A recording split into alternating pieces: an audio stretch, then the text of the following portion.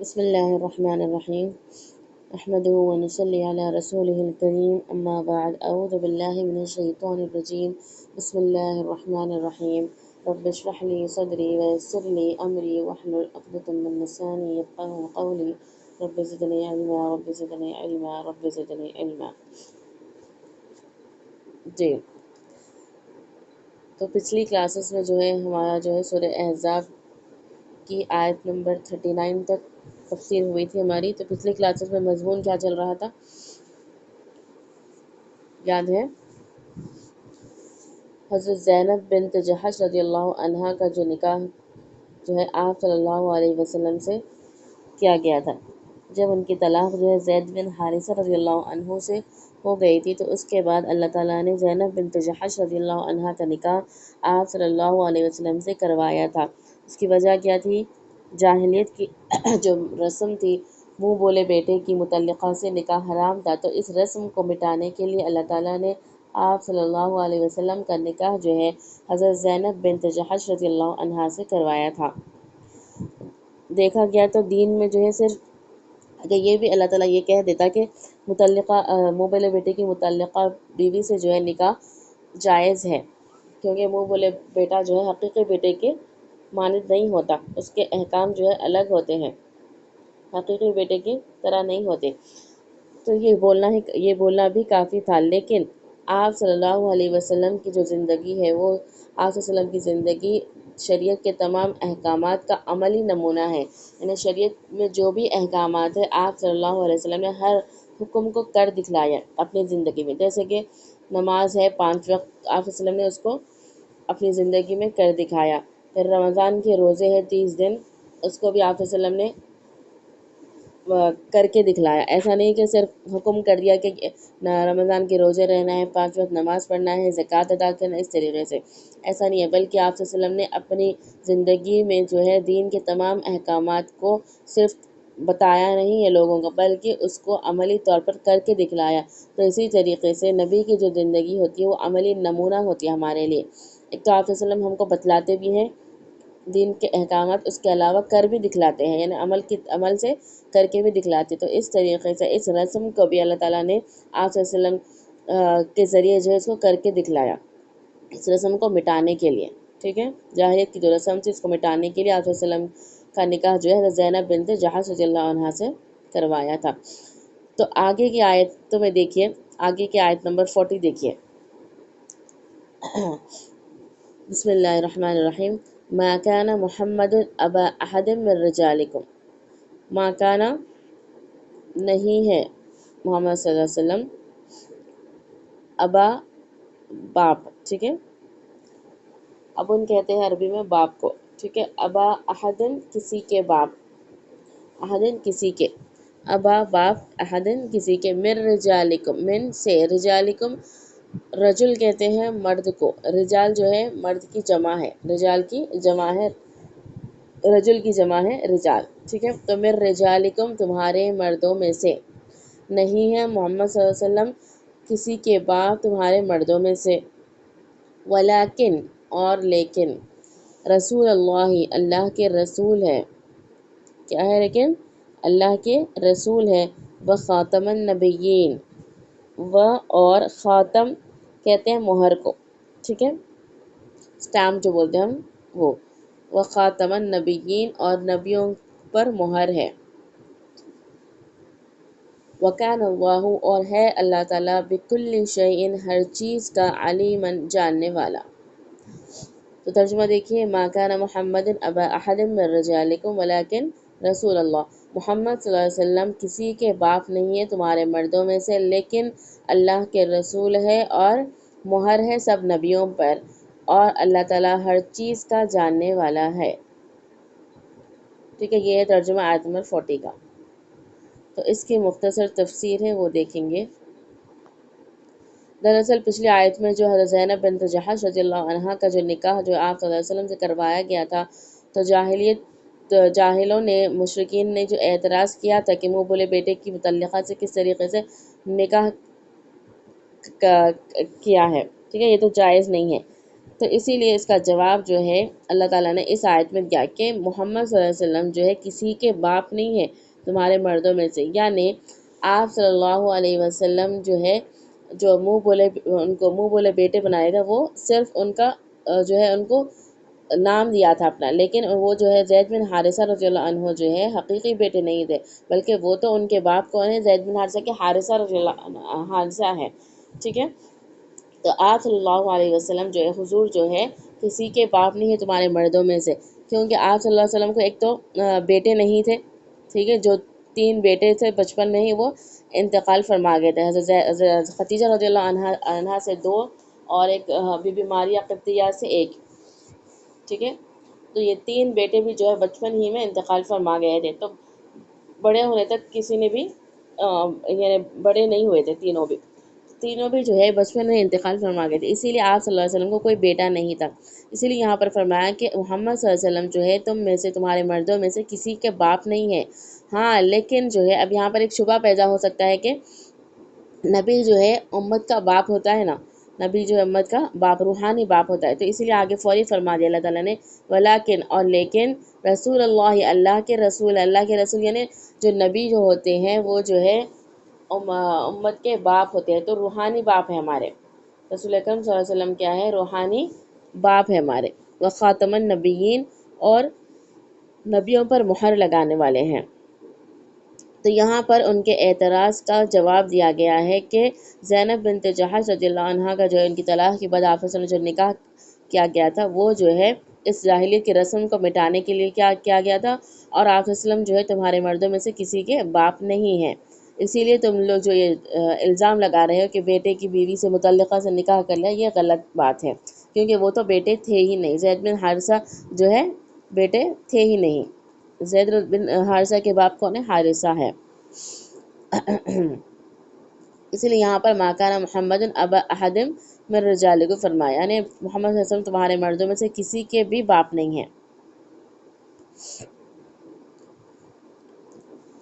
کیونکہ خود آپ صلی اللہ علیہ وسلم کو تو کوئی بیٹا تھا ہی نہیں ہے، جو تھے بچپن میں وہ تو انتقال فرما گئے تھے، اسی لیے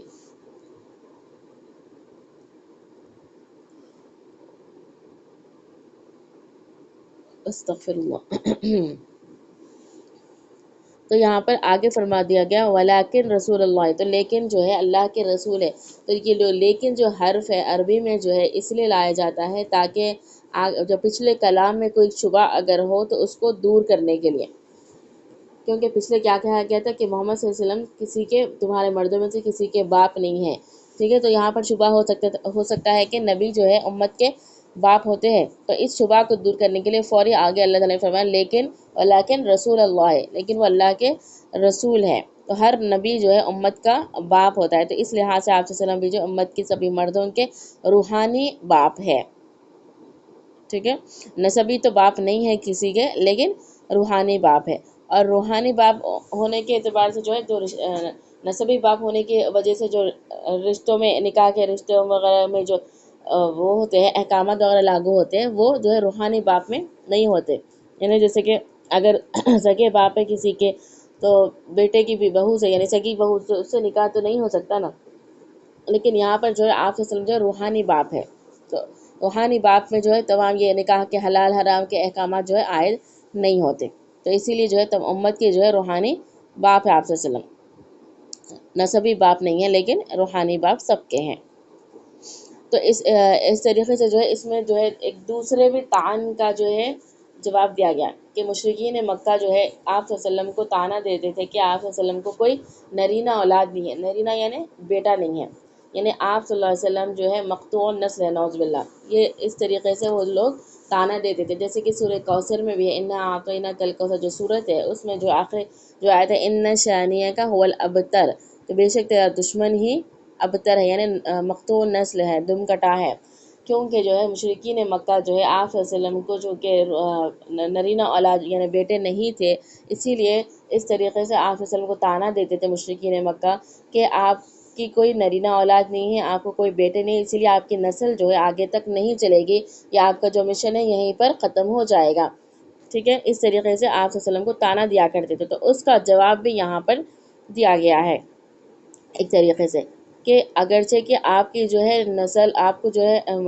نرینہ اولاد نہیں ہے، لیکن جو ہے آپ کی روحانی اولاد اتنی زیادہ ہے جو آپ کے رسالت کو، آپ کے نبوت کے پیغام کو، آپ کے مشن کو جو ہے قیامت تک قائم رکھنے کے لیے، قیامت تک آگے چلانے کے لیے کافی ہے۔ یعنی آپ صلی اللہ علیہ وسلم کی روحانی اولاد اتنی زیادہ ہے کہ تمام نبیوں میں سب سے زیادہ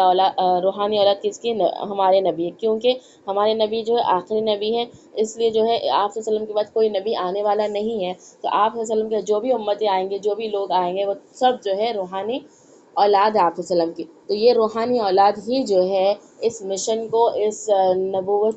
کے پیغام کو، اس رسالت کے پیغام کو آگے پھیلائے گی اور قائم رکھے گی تا قیامت۔ تو اسی لیے اس طریقے سے اللہ تعالیٰ نے ان کو جواب دے دیا مشرکین کو کہ اگرچہ کہ آپ کے نرینہ اولاد کوئی نہیں ہے، لیکن آپ کا جو مشن ہے دنیا میں آنے کا، تو اس کو جو ہے روحانی اولاد ہی آگے بڑھائے گی، نسبی اولاد کی اس میں کوئی ضرورت ہی نہیں ہے، روحانی اولاد ہی یہ کام کر لے گی،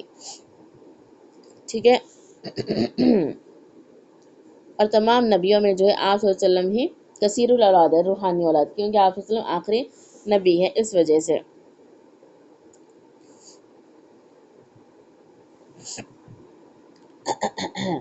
تو جب یہاں پر جو ہے آپ صلی اللہ علیہ وسلم کی رسالت کا ذکر کیا گیا کہ لیکن رسول اللہ ہے، کہ آپ جو ہے اللہ کے رسول ہیں، اس کے بعد جو ہے ایک امتیازی فضیلت آپ کی بیان کی گئی، ایک امتیازی شان، ایک مخصوص شان جو ہے آپ کی بیان کی گئی۔ تمام انبیاء پر جو ہے آپ صلی اللہ علیہ وسلم کا فائق ہونا یہاں پر بیان کیا گیا ہے کہ آپ صلی اللہ علیہ وسلم کیا ہے؟ وخاتم النبیین ہے، نبیوں پر مہر لگانے والے، ٹھیک ہے، کیا ہے؟ نبیوں پر مہر لگانے والے ہیں، آپ سٹامپ لگانے والے ہیں، جی۔ تو یہ جو لفظ خاتم ہے، تو یہ جو ہے تا کے زبر کے ساتھ بھی پڑھا گیا ہے اور تا کے زیر کے ساتھ بھی پڑھا گیا ہے، دو قراتیں ہیں اس کی، یعنی دو طریقے سے پڑھا گیا ہے، تو تا کے زبر کے ساتھ بھی اور تا کے زیر کے ساتھ بھی پڑھا گیا ہے،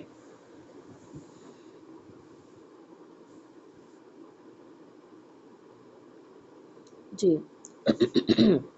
تو دونوں کے معنی ایک ہی ہے، اگر تاکہ ہم زبر کے ساتھ بھی پڑھیں اور زیر کے ساتھ بھی پڑھیں تو معنی ایک ہی رہیں گے کہ مہر، ٹھیک ہے، مہر کے معنی آئیں گے اور آخر کے معنی آئیں گے، جیسے کہ ہم خاتمہ کہتے ہیں نا، حسن خاتمہ، جیسے خاتمہ کے معنی ہوتے ہیں انجام، ٹھیک ہے، آخری جو رزلٹ ہوتا ہے اس کو کہتے ہیں خاتمہ، تو وہی معنی ہوں گے اگر ہم تا پہ زبر بھی پڑھیں یا تا پہ زیر بھی پڑھیں، خاتم بھی پڑھیں یا پھر خاتم بھی پڑھیں، تو ایک ہی معنی آئیں گے، آخر کے، انجام کے، ٹھیک ہے، مہر کے، یہ معنی آئیں گے۔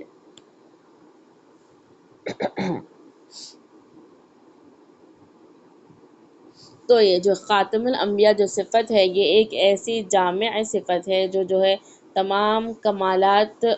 نبوت کے تمام کمالات اور رسالت کے تمام کمالات کا وہ ہے، ذات ہے، یعنی جس انسان کے اندر جو ہے تمام کمالات نبوت کی صفت موجود ہو اور تمام کمالات رسالت کی صفت موجود ہے، وہ جو ہے خاتم الانبیاء ہے۔ تو آپ صلی اللہ علیہ وسلم کی ذات ایسی تھی جو تمام کمالات نبوت اور تمام کمالات رسالت کی ذات تھی، ٹھیک ہے۔ تو ان تمام چیزوں میں آپ جامع تھے، جیسا کہ عمومی طور پر آپ دیکھا گیا تو کوئی بھی چیز جو ہے آہستہ آہستہ ترقی کرتی ہے، یعنی مثال کے طور پر آپ لے لیں کہ بچہ جب اسکول جاتا ہے تو پہلے جب وہ نرسری میں ہوتا ہے، پھر آہستہ آہستہ LKG میں ہوتا ہے، تو پہلے وہ ABCD لکھنا شروع کرتا ہے، پھر آہستہ آہستہ وہ سیکھ جاتا ہے، پھر جیسے جیسے اس کے کلاسز بڑھتے جاتے ہیں، وہ لیٹرز کے بعد لفظ سیکھنا، لفظ جو ہے، ورڈ جو ہے، وہ جو ہے لکھنا سیکھتا ہے، پڑھنا سیکھتا ہے، پھر آہستہ آہستہ جملے بنانا سیکھتا ہے، جملوں کو پڑھنا سیکھتا ہے، پھر جیسے جیسے کلاسز اس کے بڑھتے جاتے ہیں وہ آہستہ آہستہ ترقی کرتے رہتا ہے اپنے اس میں، علم میں، پھر آخر میں جب وہ انجینئر بن جاتا ہے یا پھر کوئی ڈگری حاصل کر لیتا ہے تو وہ ایک مکمل انسان بن جاتا ہے۔ تو یعنی وہ جو انسان بنتا ہے، وہ یہ تمام اس کے کیا ہے، رزلٹ ہے، یعنی پہلے وہ نرسری میں تھا، LKG میں تھا، پھر UKG سے پھر پورا ڈگری حاصل کر لیا، تو وہ ڈگری جو حاصل کر لیا، وہ جو انسان جو ہے وہ رزلٹ ہے تمام چیزوں کا، تو آہستہ آہستہ انسان ترقی کرتا ہے۔ تو اسی طریقے سے نبیوں کا بھی جو ہے جو اللہ تعالیٰ نے جو شروع کیا تھا مشن نبیوں کو بھیجنے کا، تو آہستہ آہستہ پہلے نبیوں کو بھیجتا گیا پھر آخر میں جو ہے آپ صلی اللہ علیہ وسلم پر جا کر یہ نبوت جو ہے ختم ہو گئے نہ آپ صلی اللہ علیہ وسلم جو ہے نبیوں پر مہر لگانے والے ہیں مہر لگائے ٹھیک ہے خاتم النبیین ہے آپ صلی اللہ علیہ وسلم تو آپ صلی اللہ علیہ وسلم کی ذات میں جو ہے نبوت کے تمام کمالات رسالت کے تمام کمالات جو ہے موجود ہیں ٹھیک ہے جیسے کہ ابھی میں بتائی کہ عمومی طور پر جو ہر چیز جو آہستہ آہستہ ترقی کرتی تو نبوت کے جو بھی جو کام ہے جو صفات ہے وہ بھی آہستہ آہستہ ترقی کرتے کرتے کرتے کرتے جو آپ صلی اللہ علیہ وسلم پر آ کر رک گئی آپ صلی اللہ علیہ وسلم کے ذات جو ہے تمام کمالات نبوت تمام رسالات نبوت کے کا وہ ہے کیا ہے جامع ہے آپ کی ذات جو ہے ان تمام صفات کا وہ ہے ٹھیک ہے منبع ہے تو آپ صلی اللہ علیہ وسلم کے اندر جو ہے تمام صفات موجود تھے یہ تو یہ جو ہے آپ صلی اللہ علیہ وسلم کے ایک خصوصی شان ہے تمام انبیاء پر ٹھیک ہے اس سے معلوم ہوتا ہے کہ آپ صلی اللہ علیہ وسلم کی آپ صلی اللہ علیہ وسلم کا درجہ جو ہے تمام انبیاء پر تھوڑا سا بڑا ہوا ہے تو یہ خاتم النبیین ہوئے یہ بہت بڑی صفت ہے آپ صلی اللہ علیہ وسلم کی بہت بڑی خوبی ہے کیونکہ ابھی جو سے بتائی میں کہ تمام چیزیں جو ہے آہستہ آہستہ ترقی کرتے ہوئے انتہا کو پہنچ جاتی ہے اور مکمل ہو جاتی ہے تو اسی طریقے سے آپ صلی اللہ علیہ وسلم بھی جو ہے نبوت کا جو سلسلہ چل رہا تھا اللہ تعالیٰ کا تو وہ جو ہے آ کر ختم ہوا نہ ہمارے نبی پر تو ہمارے نبی جو ہے نبوت کی جو ہے انتہا کو پہنچ گئے یعنی آپ صلی اللہ علیہ وسلم کے اندر تمام کمالات نبوت کی وہ ہے صفت ہے آپ صلی اللہ علیہ وسلم کے اندر تو آخری نتیجہ ہے یہ نبوت کا جو مشن چل رہا تھا اس کا آخری نتیجہ ہمارے نبی ہیں تو اسی لیے آپ صلی اللہ علیہ وسلم کے اندر تمام صفات موجود ہیں نبوت کے اور تمام کمالات رسالت موجود ہیں اس لیے آپ صلی اللہ علیہ وسلم جو ہے تمام نبیوں پر ان کو جو ہے آپ صلی اللہ علیہ وسلم کو فضیلت حاصل ہے اس طریقے سے ایک سورہ مائدہ کے غالباً آیت ہے الیوم اکملت لکم دینکم واتممت علیکم نعمتی کہ آج کے دن میں نے تمہارا دین جو ہے مکمل کر دیا اور اپنی نعمت کو تم پر تمام کر دیا پورا کر دیا تو یہ بھی جو ہے کیا ہے یعنی اللہ تعالیٰ نے جو ہے اس کو مکمل کر دیا اس دین کو حالانکہ تمام نبیوں کا جو دین تھا تمام نبی جو مشن لے کر آ رہے تھے وہ بھی جو ہے وہ تھا اپنے وقت کے لحاظ سے مکمل تھے وہ بھی کوئی ناقص نہیں تھا اس میں بھی کوئی نقص نہیں تھا تمام ان کے جو وہ لا رہے تھے دین تمام نبی اس میں بھی کوئی نقص نہیں تھا لیکن جو ہے آپ صلی اللہ علیہ وسلم کے دین کو یعنی دین مصطفی کو جو ہے کمال حاصل ہوا جو اولین اور آخرین کے لیے حجت ایک دلیل بن گئی اور قیامت تک چلنے والا دین ہے یہ ٹھیک ہے کیا ہے یہ قیامت تک چلنے والا دین ہے تو اس طریقے سے یعنی تمام انبیاء کا جو مشن چل رہا تھا وہ جو ہے ہمارے نبی پر آ کر ختم ہو گیا اسی لیے اس جو نبوت کا جو مشن ہے یہاں پر پہنچ کر مکمل ہو گیا تمام ہو گیا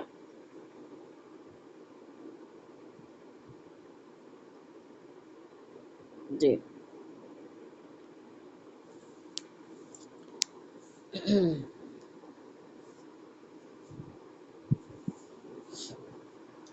تو قیامت تک جو ہے کوئی نبی آنے والا نہیں ہے اور آپ صلی اللہ علیہ وسلم کے بعد جو ہے نبوت کا جو سلسلہ ہے یہ ختم ہو گیا تو آپ صلی اللہ علیہ وسلم کا جو نبی نہیں آئیں گا یہ جو ہے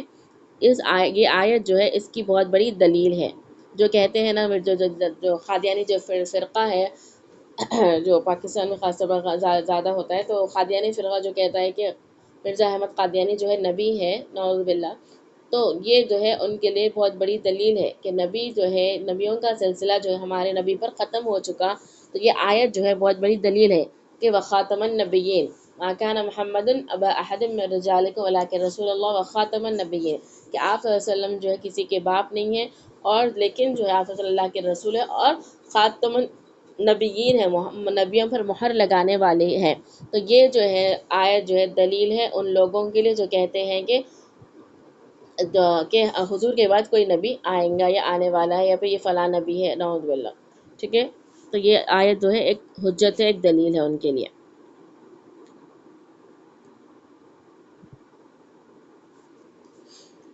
تو صفت خاتم النبیین کی ایک اور صفت یہاں پر یہ بھی بتلائی گئی کہ آپ صلی اللہ علیہ وسلم جو ہے اپنی روحانی اولاد پر جو ہے بہت زیادہ شفیق ہے، شفقت کرنے والے ہیں، یعنی پوری امت پر جو ہے دوسرے انبیاء کی بنسبت زیادہ ہے آپ کی شفقت ہمارے لیے، کیونکہ آپ صلی اللہ علیہ وسلم نے قیامت تک پیش آنے والے تمام ضرورتیں، تمام جو قیامت تک آنے والے جو بھی باتیں ہیں، جیسے کہ قیامت سے پہلے کیا کیا ہوگا، کیسے کیسے نشانیاں آئیں گے، فتنے کیسے کیسے ہوں گے، اور کیا کیا کرنا چاہیے، اس کا جو بھی ہے آپ صلی اللہ علیہ وسلم نے ہر چیز جو ہے ہم کو وحی کے ذریعے جو ہے ہم سب کو جو ہے بتلا دیا ہے، برخلاف جو ہے دوسرے انبیاء کے، کیونکہ دوسرے انبیاء نے اپنی اس بات کی فکر نہیں تھی کہ آگے جو ہے کیا ہونے والا ہے، اپنی قوم کو گمراہی سے بچائیں۔ کیوں انہوں نے فکر نہیں کی؟ اس لیے کہ ان کو معلوم تھا کہ ہمارے بعد جو ہے دوسرے نبی آئیں گے، جیسے ہی جہالت بڑھ جائے گی، جو لوگوں میں، قوم میں گمراہی پھیل جائے گی، تو اللہ تعالیٰ دوسرے نبی کو بھیج کر ان کی اصلاح کر دیں گے، ان کو معلوم تھا۔ لیکن ہمارے نبی صلی اللہ علیہ وسلم کیونکہ آخری نبی ہے، خاتم النبیین ہے، تو ان کو یہ فکر لاحق تھی کہ قیامت تک جو ہے امت کو جو بھی حالات سے سابقہ پڑے گا، تو ان سب حالات کے جو ہے متعلق جو ہے ہدایات جو ہے امت کو آپ صلی اللہ علیہ وسلم نے دے کر گئے، یعنی جو بھی فتنے آئیں گے، جو بھی حالات پیش آئیں گے مسلمان امت کے ساتھ، تو ان تمام چیزوں کے بارے میں آپ صلی اللہ علیہ وسلم نے ہدایات بھی دی، اور کیا کیا کرنا چاہیے، کیسے کیسے ہونے والا ہے، قیامت کیسے آئے گی وغیرہ سب باتوں کے بارے میں اللہ تعالیٰ نے آپ صلی اللہ علیہ وسلم نے ہم سب کو ہدایت دے کر احادیث کے ذریعے چلے گئے، یعنی تمام کئی احادیث ایسے ہیں جو گواہ ہے اس بات پر کہ اللہ تعالیٰ آپ صلی اللہ علیہ وسلم نے کس طریقے سے ہم کو آگاہ کیا تمام باتوں کے بارے میں، آگے جو پیش آنے والے ہیں ان تمام چیزوں کے بارے میں کس طریقے سے ہدایت دی ہے۔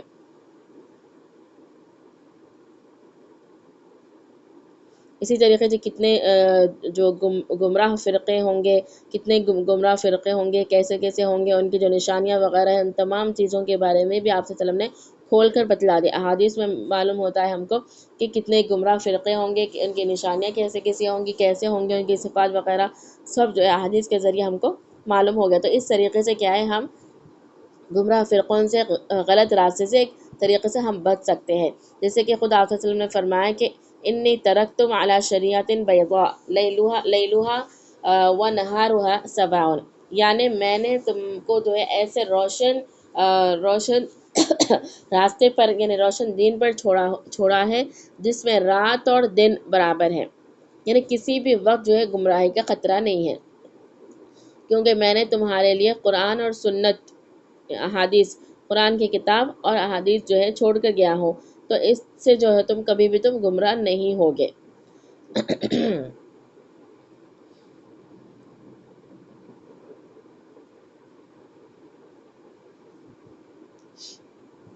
اور ایک بات یہاں پر دیکھیے کہ اللہ تعالیٰ نے اس آیت میں خاتم النبیین کا لفظ استعمال کیا ہے، حالانکہ اللہ تعالیٰ جو ہے خاتم الرسول یا پھر خاتم المرسلین بھی کہہ سکتے تھے، لیکن اللہ تعالیٰ نے خاتم النبیین کا لفظ استعمال کیا، کیونکہ ہر نبی جو ہے نبی ہوتا ہے، لیکن ہر نبی رسول نہیں ہوتا۔ ہر رسول نبی ہو سکتا ہے، لیکن ہر نبی رسول نہیں ہو سکتا۔ نبی اور رسول میں اس سے پہلے بھی میں آپ لوگ کے سامنے فرق بتلا چکی تھی کہ نبی جو ہے عام،